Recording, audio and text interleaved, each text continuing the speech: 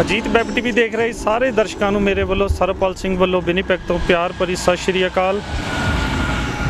ਦੁਨੀਆ ਭਰ ਵਿੱਚ ਵੱਸਦੇ ਪੰਜਾਬੀ ਭਾਈਚਾਰੇ ਵੱਖ-ਵੱਖ ਭਾਈਚਾਰਿਆਂ ਦੇ ਲੋਕਾਂ ਵੱਲੋਂ ਭਾਰਤ ਦੀ ਨਰਿੰਦਰ ਮੋਦੀ ਸਰਕਾਰ ਵੱਲੋਂ ਜੋ ਖੇਤੀ ਕਾਨੂੰਨ ਲਿਆਂਦੇ ਗਏ ਨੇ, 3 ਵੱਖ-ਵੱਖ ਖੇਤੀ ਕਾਨੂੰਨ ਲਿਆਂਦੇ ਗਏ ਨੇ, ਉਸ ਦਾ ਵਿਰੋਧ ਪ੍ਰਦਰਸ਼ਨ ਜਿੱਥੇ ਭਾਰਤ ਦੀ ਰਾਜਧਾਨੀ ਦਿੱਲੀ ਦੇ ਵਿੱਚ ਬੜੀ ਵੱਡੇ ਪੱਧਰ ਤੇ ਹੋ ਰਿਹਾ ਹੈ, ਉੱਥੇ ਹੁਣ ਇਸ ਦਾ ਅਸਰ ਵਿਦੇਸ਼ਾਂ ਵਿੱਚ ਵੀ ਦਿਸਣਾ ਸ਼ੁਰੂ ਹੋ ਗਿਆ ਹੈ।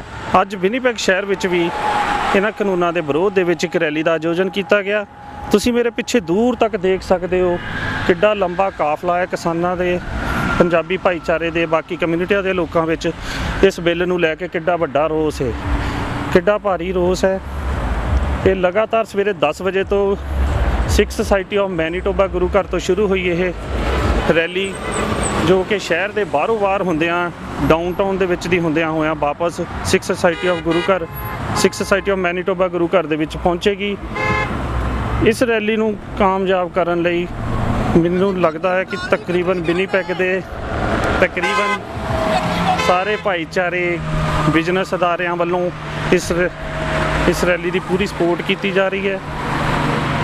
ਕਿਸਾਨੀ ਮੁੱਦੇ ਤੇ ਤੁਸੀਂ ਦੇਖ ਸਕਦੇ ਹੋ ਕਿੰਨਾ ਜੋਸ਼ ਹੈ ਲੋਕਾਂ ਦੇ ਵਿੱਚ ਇਸ ਖੇਤੀ ਕਾਨੂੰਨਾਂ ਦੇ ਵਿਰੋਧ ਦੇ ਲਈ।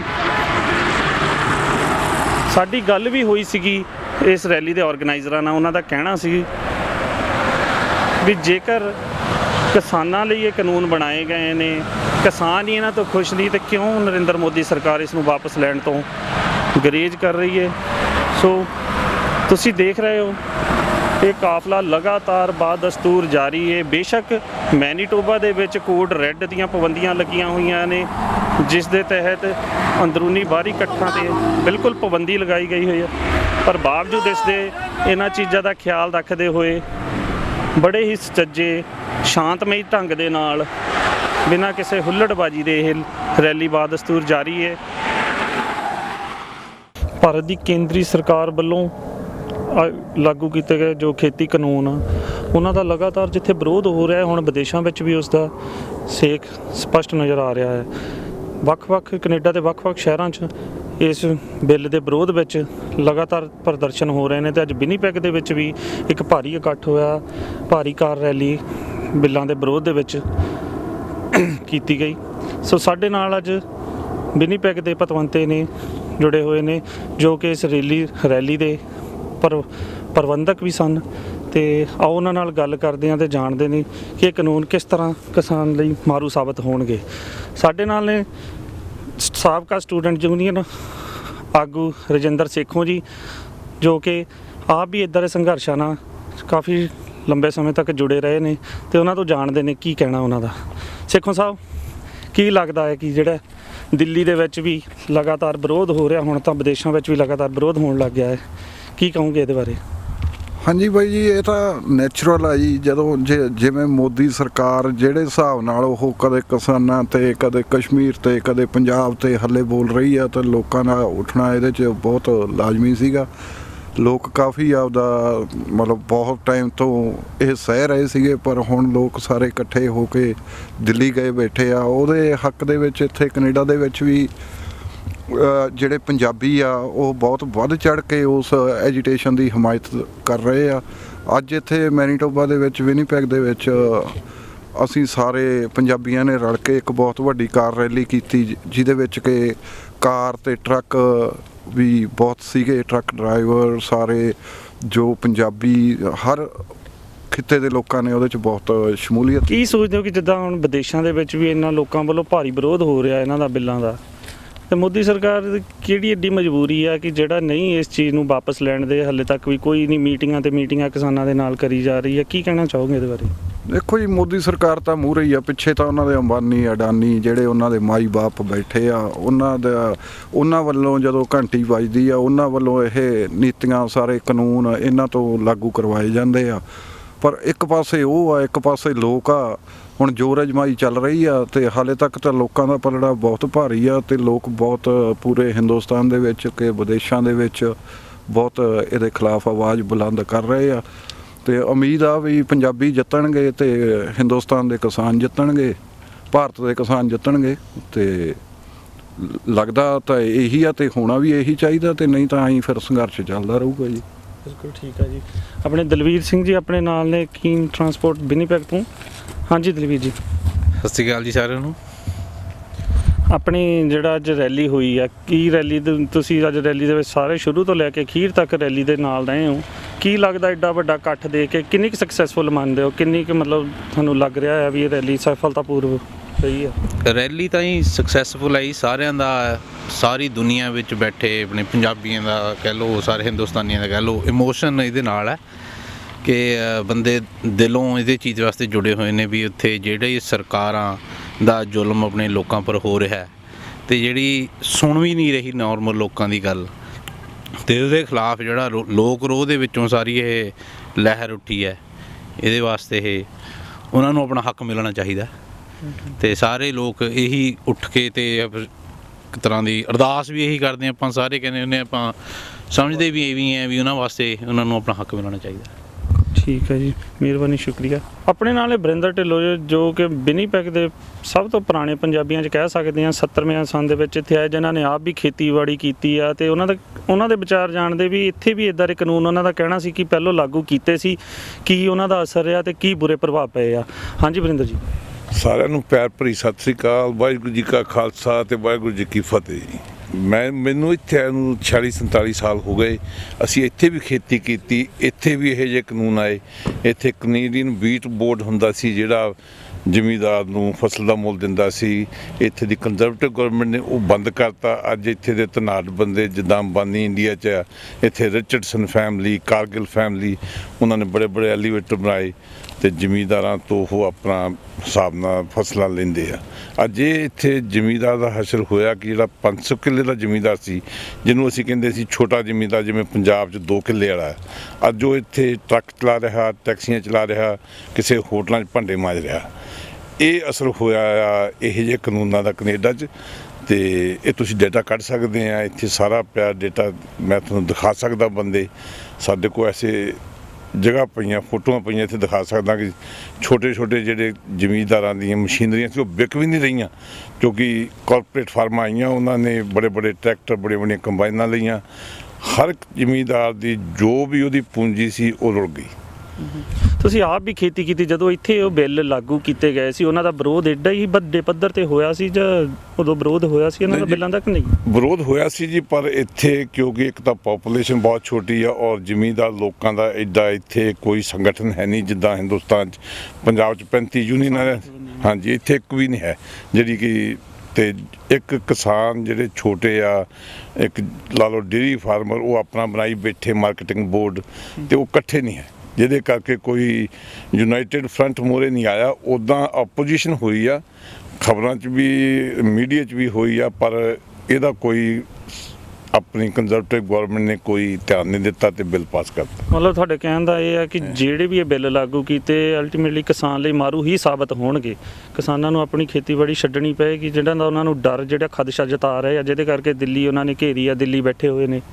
ਇਹ ਜੀ ਇੱਕ ਜਿਹੜੀ ਕਿਸਾਨੀ ਇੱਕ ਵੇ ਆਫ ਲਾਈਫ ਆ। ਜੇ ਬਿਜ਼ਨਸ ਹੁੰਦੀ ਤਾਂ ਕਦੋਂ ਦੇ ਬੈਂਕਰਪਟ ਹੋ ਗਏ ਹੁੰਦੇ।